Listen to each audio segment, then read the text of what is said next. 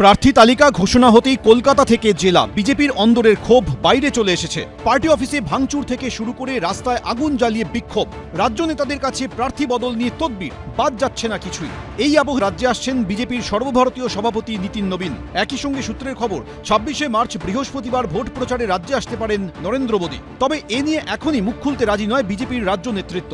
কোন নেতা কোথায় আসছেন, কিভাবে আসছেন, কখন যাবেন, কতক্ষণ বক্তব্য রাখবেন, সব তথ্য আমরা জানি।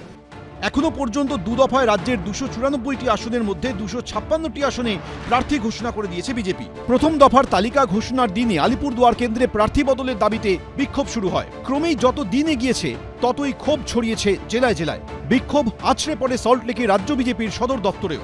এই পরিস্থিতিতে কলকাতায় পৌঁছবেন বিজেপির সর্বভারতীয় সভাপতি নীতিন নবীন। রাজ্য বিজেপির কোর কমিটির বৈঠকে যোগ দেবেন তিনি। সূত্রের খবর, প্রার্থী অসন্তোষ নিয়ে আলোচনা হতে পারে সেই বৈঠকে।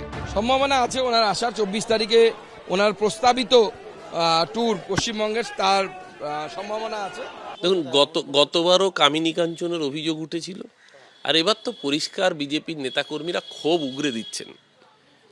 পুরনো কর্মীদের, নেতাদের বাদ দিয়ে অর্থের বিনিময়ে প্রার্থী করা হয়েছে, এই ক্ষোভ বিজেপির দপ্তরে কান পাতলেই শোনা যাচ্ছে। স্বাভাবিকভাবেই নীতিন নবীন এসে সেই ক্ষোভে, উনি এমনি সভাপতি হিসেবেও নবীন, নীতিন নবীন এসে সেই ক্ষোভে আদৌ কি প্রশমন করতে পারবেন সেটা তো সময় বলবে।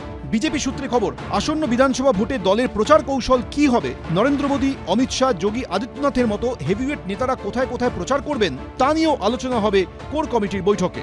এছাড়া তৃতীয় দফার প্রার্থী তালিকা এবং ২৬শে নির্বাচনে বিজেপির ইস্তেহার নিয়েও আলোচনা হতে পারে।